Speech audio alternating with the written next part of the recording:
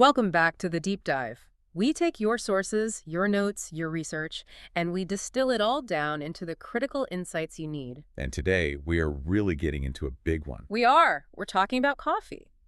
But not just as a drink.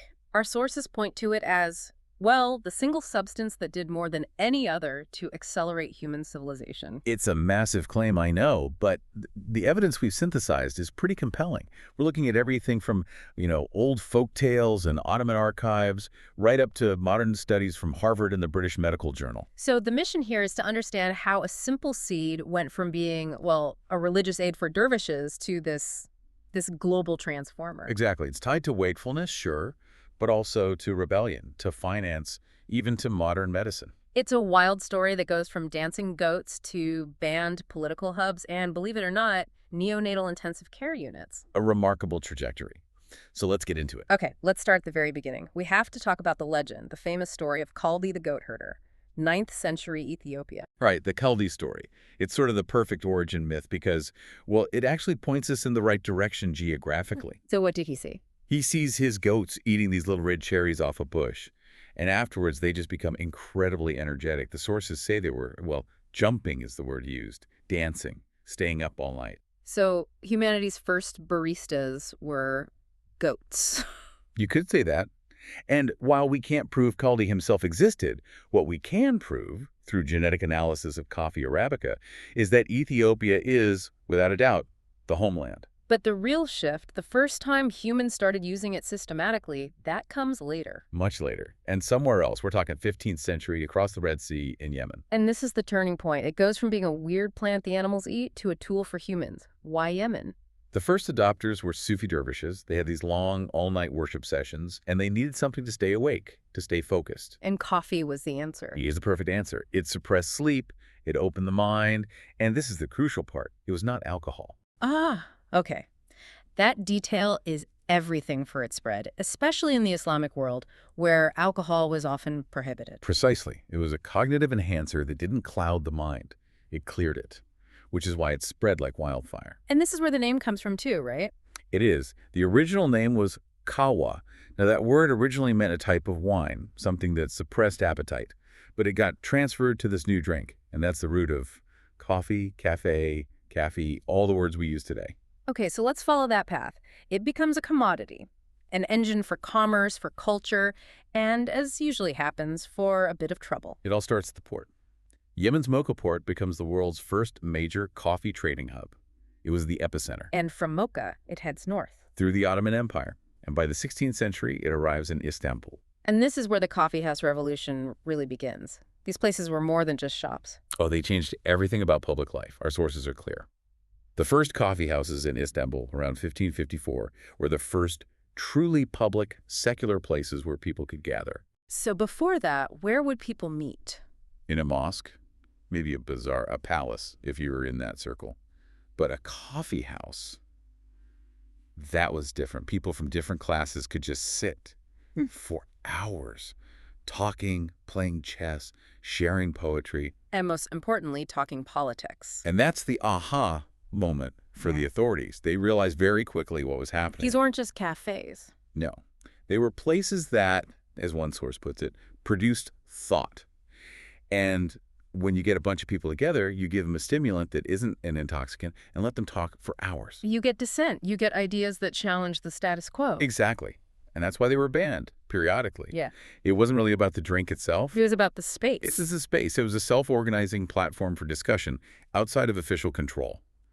Banning the coffee was a way to try and shut down the platform. It shows you just how much power they felt was brewing in those rooms. It's like a precursor to the internet forum or social media in a way. So despite the bans, the bean keeps moving, westward this time, through Venice mostly. Yes, and the initial reception in Europe was not great. They were suspicious. To say the least. It was dark, it was bitter, it came from the Muslim world, and it made people act alert, jittery. It was immediately labeled the devil's beverage. So how does it overcome that reputation? A papal endorsement seems like a good way. That's exactly what happened.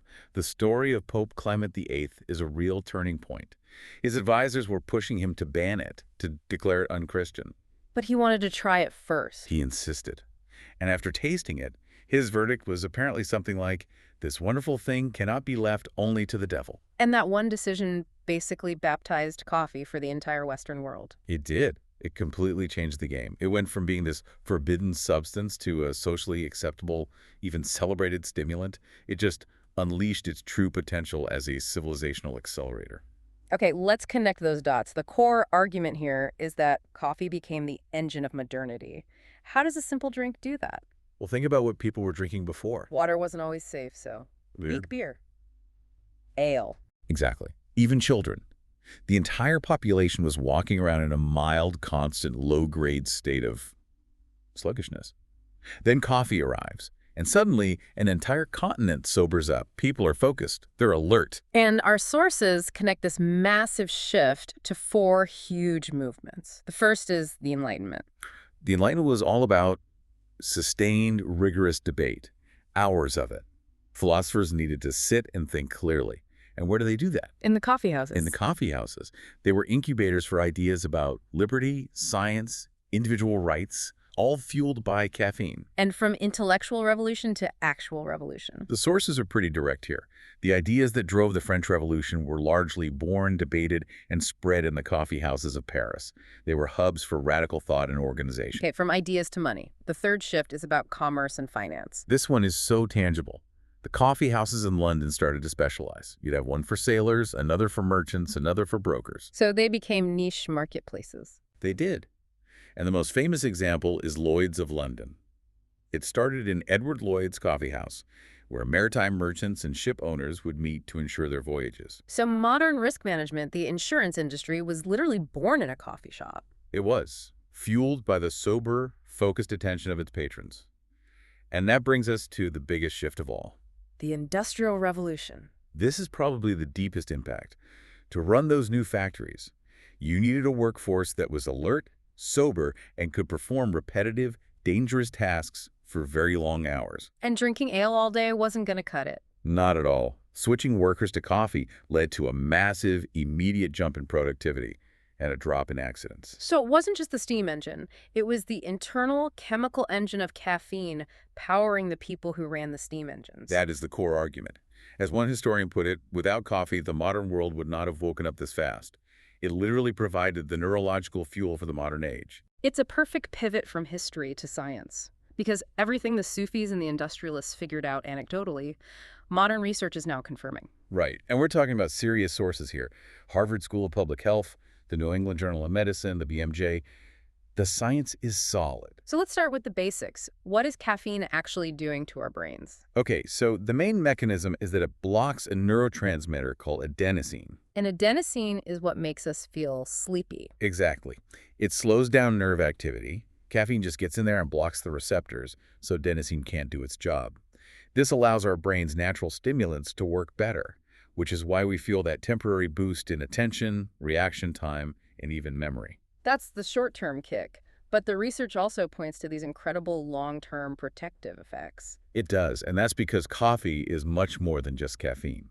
It is packed with antioxidants, things called polyphenols.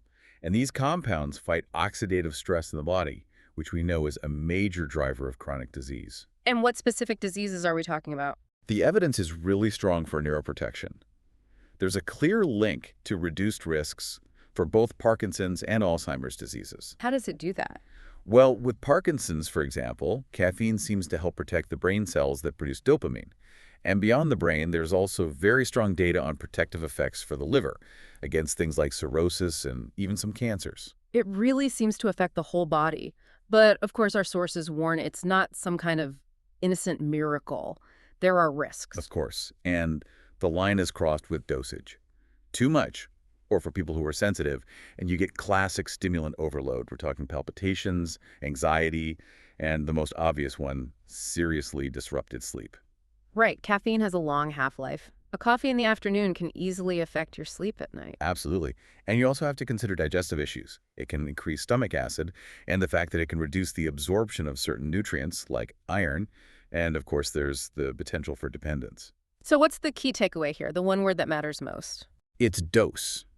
The science is very clear. The benefits are found within a certain range.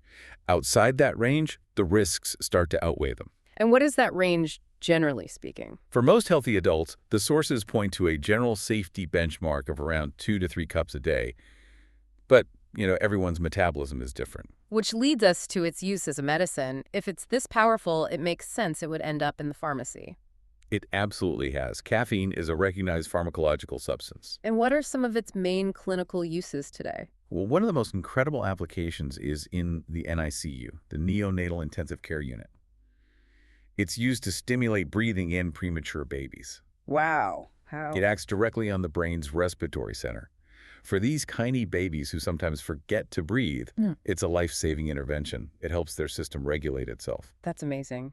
And I know it's also used in pain management. Yes, it's an active ingredient in many migraine medications, and it can actually increase the effectiveness of other painkillers, sometimes by up to 40%. So it's a booster. It's a booster. It can help with vasoconstriction for headaches, and it also helps your body absorb the other medication faster. It's just a remarkably versatile compound. It really is. We've gone from a folktale about goats in Ethiopia through Ottoman coffeehouses, the birth of finance in London, and landed here with caffeine as a recognized life-saving medical drug. I think the big takeaway is that coffee didn't intoxicate humanity. It woke it up. It has this incredible arc from temples to cafes, from revolutions to laboratories. There are very few substances on Earth with that kind of resume. It surely is the accelerator. And on that note, as you think about your next task, maybe fueled by this very compound, here's a final provocative thought for you to consider of something our sources touched on. Let's hear it. If coffee is the substance of rapid acceleration, of debate, of focused, intense work, what does the historical preference for tea, which is often associated with ritual, with patience, with a slower pace, what does that contrast tell us about different societies and maybe the speed and the nature of their development? Coffee versus tea, a clash of cultural stimulants. Something to mull over with your next cup. A lot of food for focused thought there. Indeed. We'll see you next time for The Deep Dive.